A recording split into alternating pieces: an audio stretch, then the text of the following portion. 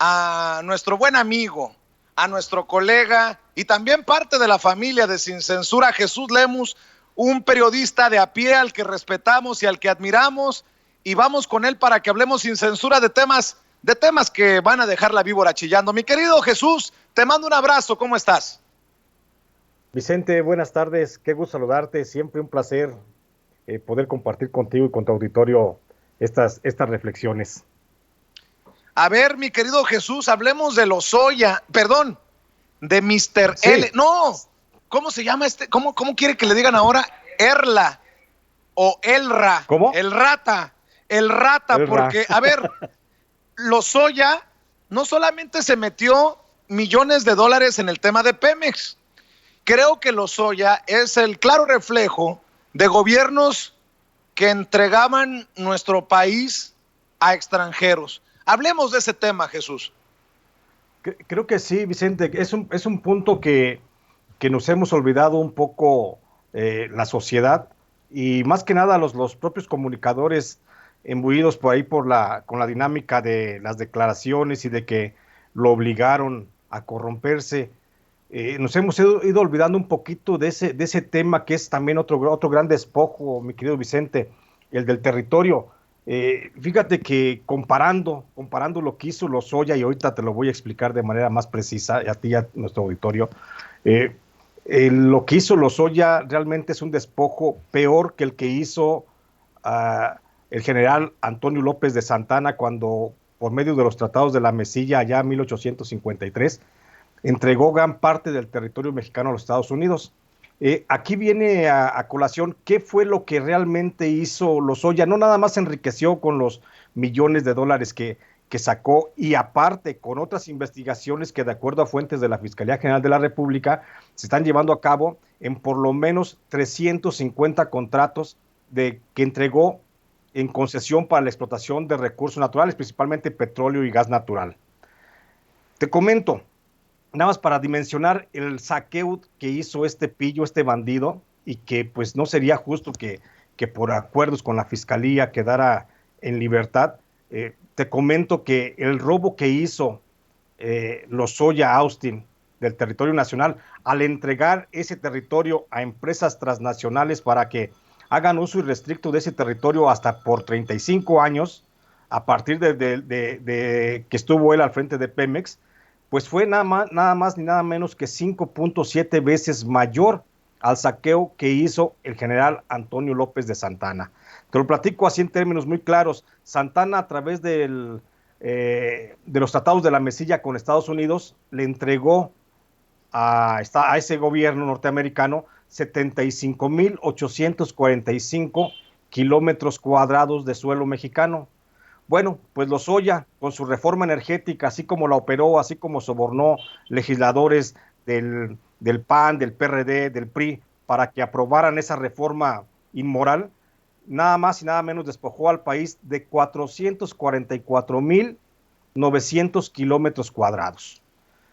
Así de fácil. Si hablamos en términos llanos, esa superficie que entregó Lozoya para para las empresas transnacionales que pudieran ejecutar sus proyectos de explotación de gas o de petróleo, pues equivale nada más y nada menos que al territorio de 16 estados. Y es que son superficies tanto de suelo continental como de aguas territoriales mexicanas que son someras y profundas en el Golfo de México. Y son el equivalente a los estados de México, Michoacán, Sinaloa, Campeche, Quintana Roo, Yucatán, Puebla, Guanajuato, Nayarit, Tabasco, Hidalgo, Querétaro, Colima, Aguascalientes, Morelos y Tlaxcala. De ese tamaño es el robo, es el saqueo que hizo este tipo. Es verdaderamente insultante, Jesús. Es, como Total. decimos en el norte, está cabrón. Sí, sí, sí, y más que cabrón, Vicente, porque te voy a decir que Lozoya autorizó 4.432 proyectos de explotación de petróleo y de gas. De esos 4.432, como si no fuera suficiente el arrebato del territorio que hizo a poblaciones de los estados de Puebla, de Veracruz, de Tamaulipas, Tabasco, de Nuevo León, de Campeche, Chihuahua, Coahuila, San Luis Potosí, que fue donde se sentaron esos proyectos productivos para empresas como Shell. Bueno, ahorita menciono las empresas, para esas empresas transnacionales, como si no fuera poco, él fue el artífice también de que volviera esa práctica del fracking, que está prohibida en otros países donde se fractura la tierra por dentro y donde prácticamente se destroza pues la corteza terrestre y genera pues un daño ecológico terrible. Y él autorizó nada más y nada menos que 2.482 proyectos de fracking en esos estados que te digo, que significa el 56% de todos los proyectos que durante su gestión al frente de Pemex hizo para las empresas transnacionales. Con todo esto que nos estás diciendo, Jesús Lemus, sí, ¿qué opinión te merece este arreglo con la Fiscalía General de la República? Ojo, por primera vez tenemos a una fiscalía autónoma. En esto no tiene nada que ver el presidente Andrés Manuel López Obrador. Claro. Aquí se llama Alejandro Hertz Manero, el fiscal general de la República. ¿Qué opinión te merece que la fiscalía pida brazalete electrónico, pero que se le deje en libertad, algo así como libertad condicional, a este testigo colaborador llamado Emilio L., o cómo es, Zenén? Erla, que se le deje en libertad condicional o algo por el estilo? ¿Qué opinión te merece desde tu trinchera? Podemos o no estar de acuerdo, pero insisto, no es la intención amarrar navajas ni golpetear, porque aquí nada tiene que ver el presidente Andrés Manuel López Obrador, es Alejandro Hertz Manero como fiscal general de la República. Mira, de entrada se me hace una ofensa para los que reclamamos, para el pueblo que reclama justicia en México y que se ponga fin, o más bien que se llame a cuentas a los que han desfondado prácticamente al país. Y en lo personal se me hace una mentada de madre de la Fiscalía General de la República que un bandido de este tipo se le dé la posibilidad de andar con brazalete y llevar a cabo o enfrentar su proceso en libertad. Te lo comento desde el plano de vista, o desde el punto de vista, desde el plano muy personal, Vicente. Yo me chingué 3 años y 5 días en la cárcel, de gratis, nomás porque un pendejo, que es Genaro García Luna, dijo que yo era un narcotraficante, y me chingué 3 años y 5 días en la cárcel sin deberla ni tenerla. Este cabrón de Lozoya, que desfonda a Pemex, que prácticamente entrega el territorio mexicano a las empresas transnacionales, que enajena suelos que pertenecen a comunidades indígenas autóctonas, que pertenecen a pueblos naturales, pues no puede ser que ande de esa forma en libertad, ¿sí? Se me hace que a Hertz Manero le está traicionando su corazón panista y que está atendiendo los intereses del PAN, porque no podemos olvidar que Alejandro Hertz Manero pues se formó bajo Felipe Calderón, bajo Vicente Fox, y que tiene grandes intereses con Felipe Calderón y bueno, con la clase empresarial de cuello blanco que opera en México, pues es también un alfil de ellos. Más allá de cómo haya llegado, más allá de que haya sido propuesta del presidente López Obrador, de que lo haya podido embaucar al propio presidente López Obrador y hacerlo creer que iba a ser un trabajo imparcial, pues la verdad es que se está viendo que Hertz Manero únicamente está sacando su verdadero corazón azul. Entonces creo que sí es una ofensa grande para el pueblo de México el hecho de que hoy se vea esa posibilidad de que Emilio Lozoya pueda andar en libertad. ¿Sabes cuántas gentes en este momento, y te lo digo así de bote pronto, en este momento hay presos únicamente acusados por dichos, por dimes y diretes, sin ninguna prueba? Hay 276,000 presos en las cárceles actualmente en México, pero por lo menos 25,000 de esos presos, Vicente Serrano, están acusados nada más por un señalamiento y no han tenido derecho a una libertad bajo fianza, ni mucho menos a un brazalete. Creo que esa postura de Hertz Manero ofende concretamente a toda la gente que reclama justicia en México y sobre todo ofende a muchos presos inocentes que en este momento están en la cárcel. Me ofende a mí en forma particular y me ofende como periodista el pensar que este tipejo vaya a andar pues en la calle en esa forma tan libre. Pues está cabrón con lo que dices tú, porque si hay alguien que tiene autoridad moral para expresar su opinión, en este caso en particular, por este tema en particular, eres tú, que te chutaste 3 años y 5 días en el bote por los dichos de Genaro García Luna. Y en ese hay panistas y priistas que podrían estar temblando por culpa de Lozoya. ¿Cómo ves a esta clase política mexicana que quiere construir cortinas de humo? ¿Cómo entiendes, de qué magnitud ves el caso Lozoya? ¿De verdad va a terminar empinando a Luis V, a Enrique P, a Felipe C? ¿O cómo lo entiendes tú?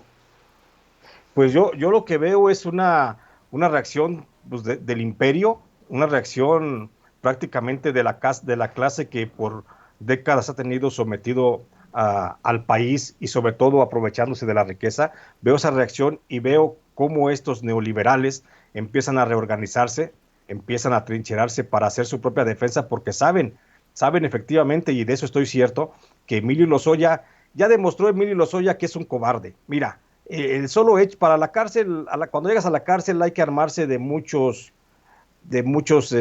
tamaños, ¿sí?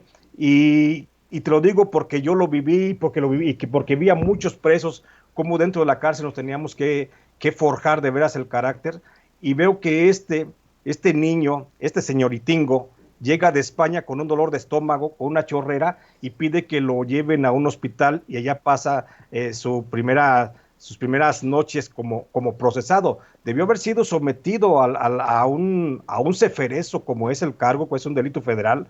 Debió haber ido a un ceferezo y haber sido recibido con la técnica y la dinámica que se da dentro de estas cárceles, que son unas madrizas brutales las que le dan a los presos cuando llegan, sean inocentes o sean culpables. Pero sabía de qué se trataba y desde ahí comenzó a llorar. Este señoritingo, te digo, que llora a la menor provocación, pues no lo creo tan valiente como para que vaya a cubrir las espaldas de Luis Videgaray, o de Enrique Peña Nieto, de Felipe Calderón y de otros bandidos que andan por ahí. No lo creo con esos tamaños. Se le nota luego el carácter. Es un niño que está llorando, que se está miando prácticamente en los pantalones, porque la cárcel lo mantiene pues en vilo.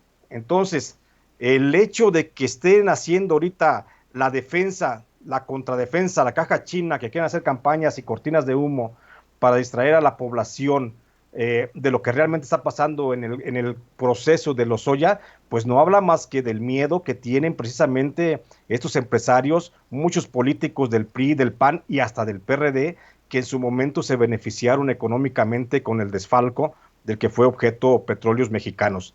Creo que lo que estamos viendo, esas cortinas de humo, es directamente proporcional al miedo que estas personas tienen, y a la medida que vaya aumentando el miedo van a aumentar más las campañas para tratar de desvirtuar, para tratar de enfocar la atención de la población hacia otro lado, y por supuesto para tratar de hacer que algunos periodistas se vayan olvidando del tema de Emilio Lozoya y se concentren tal vez en las críticas hacia el gobierno de la Cuarta Transformación. Oye, no pongo junto con pegado, perdóname si hago una pregunta que no corresponde. Estar en la cárcel cuando el tema de Chen-Li Yegón, ¿tú te acuerdas? Sí, me acuerdo del tema de Chen-Li Yegón, por supuesto. Yo llegué después, por supuesto, y nunca estuvimos en la misma cárcel, pero por supuesto que recuerdo el tema de Chen-Li Yegón. Te pregunto por esto. Se hablaba en la cárcel de los millones de dólares, porque ahora en la Cuarta Transformación, en el gobierno de la Cuarta Transformación, hacen tirar reversa en plena carretera a Felipe Calderón, porque dicen en la Cuarta Transformación, dicen en el gobierno del presidente Andrés Manuel López Obrador, que no encuentran señales de los 250 o 275, los que hayan sido millones de dólares del chino mexicano Chen-Li Yegón, quien saltó a la fama por aquello de o copelas o cuello, y que denunció al gobierno panista y a los panistas cercanos al presidente Felipe Calderón. Se hablaba de ese tema, de dónde quedaron los millones en el caso de Chen-Li Yegón en la cárcel, Jesús Lemus. Te lo pregunto porque es importante para nosotros saberlo, y desafortunadamente se ha caído la comunicación con Jesús Lemus. Estamos tratando de hacer la reconexión con Jesús Lemus, cosas que no están en nuestro control, pero pues quiero saber si en el círculo en donde estuvo Jesús Lemus 3 años y 5 días, en una de las cárceles más importantes de México, junto a personajes como El Grande, como Rafael Caro Quintero, como el Mochomo, de los grandes personajes del narcotráfico mexicano, se hablaba de estos dineros del chino mexicano Shenli Llegón, porque fíjese nada más cómo son las cosas. Después de tantos años, sigue siendo un tema no resuelto para los mexicanos. Por eso la pregunta para Jesús Lemus, a quien tenemos vía telefónica por cuestiones de conexión, es: se hablaba en ese círculo del narcotráfico, en el bote, en la cárcel, en donde estuvo Jesús Lemus 3 años y 5 días, con Rafael Caro Quintero, con El Grande, con el Mochomo, con todos estos personajes. Se hablaba de los millones del chino Shenli Llegón, y te lo pregunto, Jesús, porque hasta el momento, pues no queda claro dónde quedó el dinerito. Sí. Gracias, se cortó la comunicación. Estamos en una zona de difícil acceso donde no llega la cobertura de estos señores de Telcel. Pero bueno, te comentaba, mi querido Vicente, en la cárcel cuando estuve, por supuesto que se hablaba de los millones de Shenli Llegón, porque justamente en la cárcel de Puente Grande me tocó estar también en el mismo pasillo que el jefe del cártel de los Amezcua Contreras, del cártel de las anfetaminas de Colima, Armando Amezcua Contreras, y quien era justamente el socio principal de Shenli Llegón. Y entonces, muy preocupado en aquel tiempo, el propio Amezcua Contreras lo platicaba ahí entre la tertulia de presos que nos reuníamos, que nos pegábamos más bien a las celdas para escuchar platicar de pasillo a pasillo, porque ni siquiera podíamos andar caminando por el patio porque éramos reos de alta peligrosidad. Comentaba Armando Amezcua Contreras que ese dinero prácticamente se lo había dejado Felipe Calderón, que no había forma de que ese dinero, él buscaba la forma de recuperar parte de ese dinero, pero no tuvo ninguna forma, como era dinero mal habido, y de ese dinero, y eso es la versión de Armando Amezcua Contreras, que era el dueño del dinero porque era el socio de Shenli Llegón, que se lo quedó prácticamente Felipe Calderón, y es un dinero que, como tú bien dices, a la fecha no hay rastro de dónde quedó. Se hablaba de que se había invertido en un fideicomiso para la educación, pero es un fideicomiso pues fantasma, por supuesto que no existe, pero ese dinero nunca apareció. Los kilos de dólares que estaban ahí sobre la cama de Shenli Llegón pues desaparecieron así de la noche a la mañana, y es un buen tema que creo que hoy debería de buscarse ahora que estamos purgando deudas del pasado. Para hacer, sé que está siguiendo de cerca el caso del agua en el norte de México, un tema del que se han querido colgar los panistas, pero es una responsabilidad binacional. Cuéntame. Sí, fíjate que el tema del agua, mi querido Vicente, es un tema también que se debe divulgar hacia el pasado. O sea, ahorita que estamos en este ánimo de esta transformación que nos está proponiendo el presidente López Obrador, creo que se debe de revisar a fondo qué es lo que está pasando con el Tratado de Aguas, de distribución de aguas internacionales del río Colorado y del río Bravo, que tiene firmado México con Estados Unidos.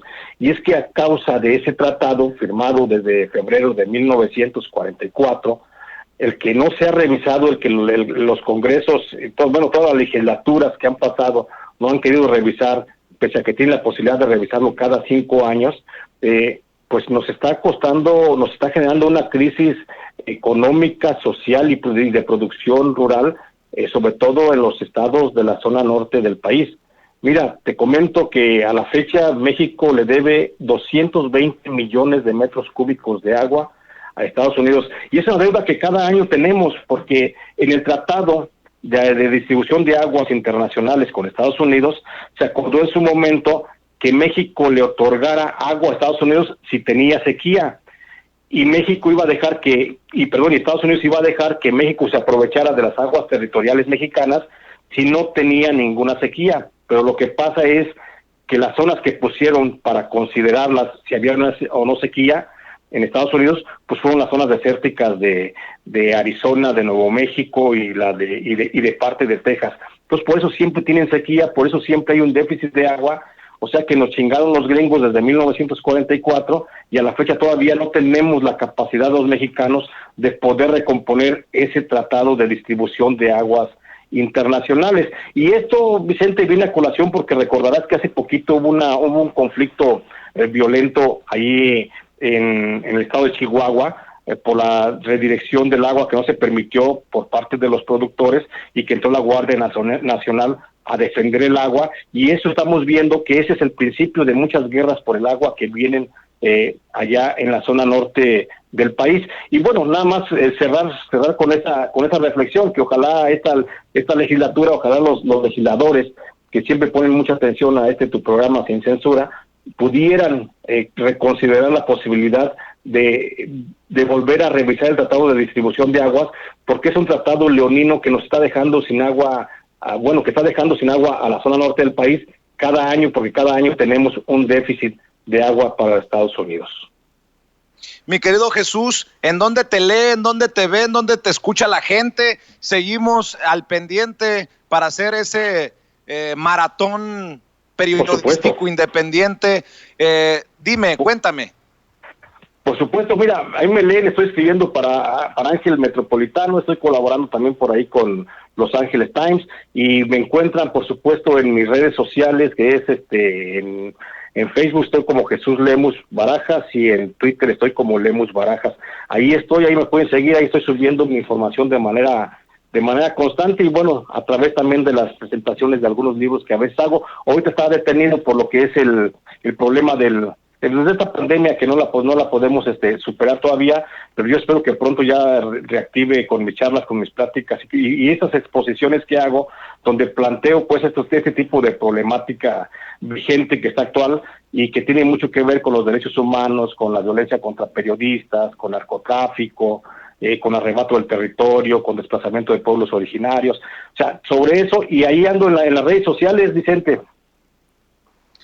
¿Cómo te encuentra la gente en redes? En redes en Facebook estoy como Jesús Lemus Barajas, y en Twitter estoy como @Lemus Barajas. Ahí me encuentran, ahí estoy subiendo de manera constante mi información, y por supuesto ahí estoy en contacto con toda la gente, a veces comentarios breves, a veces tengo tiempo de atender algunas dudas particulares de algunas gentes, y por supuesto con mucho gusto lo hacemos. A veces por ahí hacemos un Zoom para hacer reuniones así como de gente muy particular que se interesa por algún tema, y por ahí siempre ando, y ahí siempre me encuentran. Ese es mi contacto permanente, Vicente. Jesús, te marco al rato y estamos al pendiente. Un abrazote. Gracias, señor, igualmente, estamos pendientes. Gracias, es Jesús Lemus, periodista independiente, a quien admiramos, a quien respetamos, un verdadero periodista